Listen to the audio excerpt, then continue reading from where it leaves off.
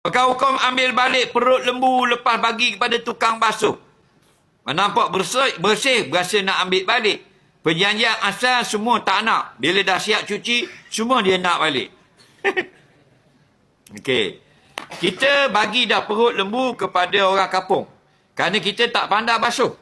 Faham? Orang surat tu, dia budak tu dia pandai basuh. Kita pun ambil lah. Beri ambil kawak lah perut lembu. Okey. Dia pun belah pun basuh comel cuci molek. Saya nak ambil semula lah. Hukumnya haram. Orang yang dapat dah perut tu tak wajib kembalikan. Nabi kata haram pemberian ambil semula, melainkan ayah yang memberi kepada anak. Tidak haram ambil semula. Itu hadis sahih. Anak nak pergi belajar, suruh ayah beli motor. Wai suku. Beli ayah, nak pergi sekolah, nak pergi tuition. Anak pergi wheelie motor. Faham? Pergi racing motor. Faham? Jadi ayah sakit hati, ambil balik motor. Tidak salah. Ayah pula wheelie. Faham? Tak ada masalah. Tidak haram. Dalih anak kata, buruk siku ayah. Tidak buruk siku. Mu perangai buruk.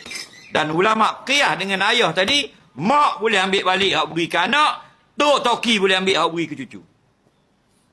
Tu qiyas. Hak nahnya ayah. Okey?